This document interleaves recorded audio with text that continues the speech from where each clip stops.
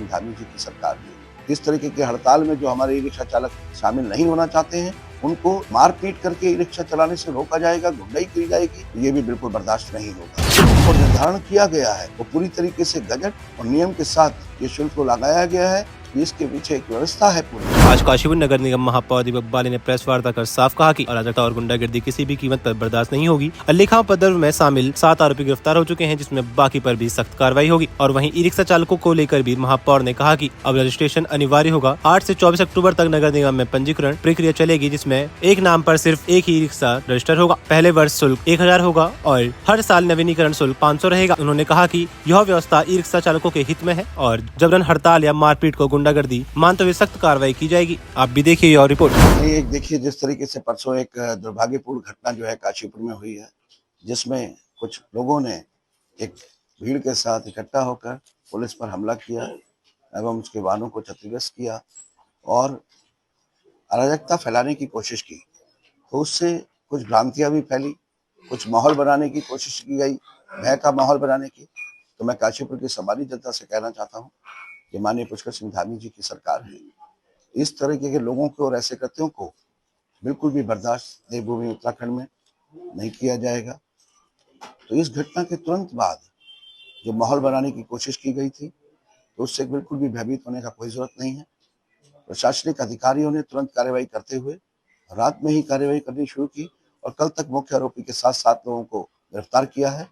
और उसके अलावा भी जो लोग इसमें इन्वॉल्व है, उन सभी को उचित धाराओं में मुकदमा दर्ज करके गिरफ्तार किया जाएगा। और इस तरीके से जनता में दोबारा से वो इस तरीके का समाज विरोधी कोई भी कृत्य ना कर सके, ऐसी कार्रवाई करी जाएगी।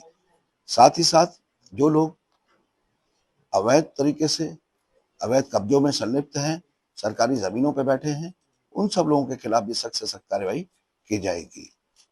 इसके अलावा मैं कहना चाहता हूं कि नगर निगम आयुक्त के द्वारा एक व्यवस्था को बनाने के लिए ई रिक्शा संचालकों के परिवारों के लिए भी सुविधाओं को जुटाने के लिए जो एक शुल्क लगाया गया था, तो कल जब वो हड़ताल हो रही थी, लेकिन हमारे प्रशासनिक अधिकारी परसों की घटना में बिजी थे, व्यस्त थे। तो ऐसे में जो हमारे ई रिक्शा चालक भाई हड़ताल में शामिल नहीं होना चाहते थे, उन लोगों के साथ कुछ लोगों ने गुंडागर्दी करके, मारपीट करके उनको ई रिक्शा चलाने से रोका। मैं कहना चाहता हूं कि अगर किसी को भी इस व्यवस्था से ऐतराज है, तो वो लोकतांत्रिक तरीके से अपना विरोध प्रकट करे।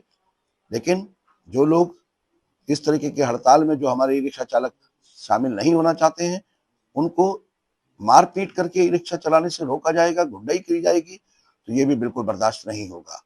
हमने सोचा है कि इस तरीके के जो शुल्क को निर्धारण किया गया है, वो पूरी तरीके से गजट और नियम के साथ ये शुल्क को लगाया गया है। इसके पीछे एक व्यवस्था है पूरी।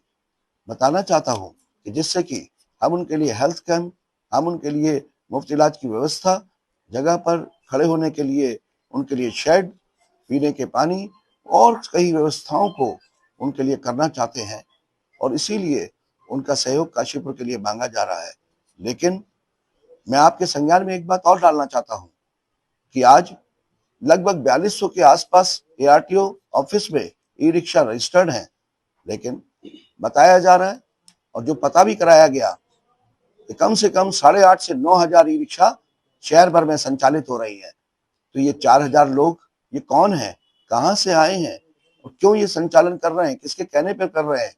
क्योंकि जब इस पर प्रकरण पर पूरा ध्यान दिया गया तो समझ में आया कि बहुत सारे लोगों ने ई रिक्शा चालक जो बेचारा एक ई रिक्शा लेकर अपने परिवार का पालन पोषण करना चाहता है, इस व्यापार को, इस रोजगार को भी वो ठेकेदारी की तरफ ले गए और एक आदमी 100 ई रिक्शा लेकर और उसको बाहर से लोगों को बुलवाकर उन ई रिक्शाओं को संचालित करा रहा है।